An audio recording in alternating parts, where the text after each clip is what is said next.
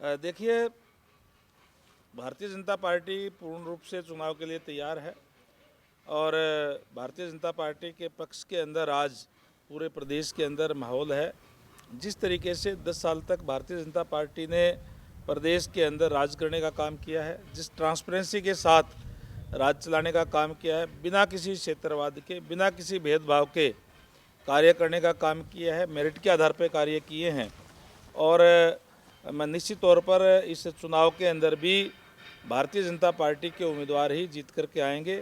शहरों के अंदर भारतीय जनता पार्टी सिंबल पे पहले भी चुनाव लड़ती रही है और आगे भी मैं समझता हूं कि हम सिंबल पे ही चुनाव जो है लड़वाएंगे और जीतेंगे। सर, विपक्ष का साफ तौर पर आरोप है कि कई साल बीत चुके हैं, निकाय चुनाव हुए और भाजपा ने जानबूझकर चुनाव को लेट करवाया, देरी करवाई है। चुनाव परिणाम के साथ भाजपा उसमें डरी हुई थी, लेकिन अब चुनाव हो रहे हैं, तो इस तरह का आरोप विपक्ष की ओर से लगाया जा रहा है। आज विपक्ष का मतलब कांग्रेस और कांग्रेस कोई पार्टी नहीं रह रही, अलग अलग गुट है। उनको तो कोई शैलजा जी का गुट है, कोई भूपेंद्र सिंह हुड्डा जी का गुट है, उनमें कोई आपस में समन्वय नहीं है। केवल और केवल वो आरोप लगाने का काम ही करते हैं, उनके पास और कुछ कहने के लिए कुछ है नहीं।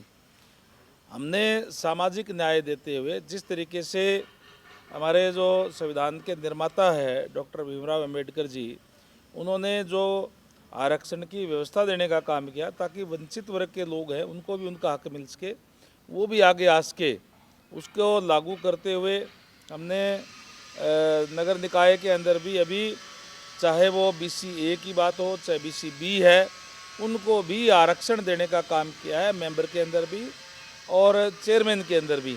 और इसीलिए अब वो सारी की सारी पूरी प्रक्रिया पूरी हो गई है, क्योंकि पहले ये प्रक्रिया पूरी नहीं हो पाई थी कहीं न कहीं, इसीलिए चुनाव जो है वो डिले हुए हैं। और अब जो चुनाव आयोग है वो भी अपनी पूरी तैयारी चुनाव कराने की कर रहा है और भारतीय जनता पार्टी पूर्ण रूप से तैयार है। भारतीय जनता पार्टी के उम्मीदवार इसमें जीत करके आएंगे। सर, एक आखिरी सवाल है, शंभू बॉर्डर पर किसान बैठे हुए हैं, दोबारा से दिल्ली कूच की तैयारी चल रही है और अब कांग्रेस इसमें कूद रही है कि बजरंग पुनिया के आने की संभावना भी है उस चुनाव में आंदोलन में, और यही आरोप है विपक्ष का कि किसानों का दमन सरकार कर रही है, उन्हें दिल्ली जाने से रोक। देखिए, हर बात में राजनीति नहीं होनी चाहिए और केवल कांग्रेस पार्टी चाहे कोई भी बात हो केवल और केवल उसको राजनीतिक एंगल से करने का काम करती है। जहाँ तक हरियाणा प्रदेश की बात है, किसानों का कोई इशू नहीं है। हम 100 की 100% फसलें खरीदने का काम कर रहे हैं, हम सबसे ज़्यादा मुआवजा दे रहे हैं। किसानों की फसल MSP पर खरीद करके 72 घंटे के अंदर अंदर DBT के माध्यम से उनके खाते में पैसा डालने का काम हरियाणा सरकार की तरफ से किया जाता है। अगर कोई इशू है तो वो पंजाब का हो सकता है, पंजाब के मुख्यमंत्री आदरणीय भगवंत मान जी को उनसे बात करनी चाहिए। जहाँ तक दिल्ली जाने की बात है, लॉ एंड ऑर्डर मेंटेन रखना सरकार की जिम्मेदारी है, उसको बिगाड़ने की इजाज़त किसी को नहीं दी जा सकती और उसी को मेंटेन रखने के लिए सरकार जो है कदम उठाने का काम करती है। और जैसे मैंने पहले कहा कि हरियाणा के अंदर तो कोई इशू है ही नहीं, पंजाब के अंदर है, तो पंजाब सरकार को किसानों को सुध लेनी चाहिए।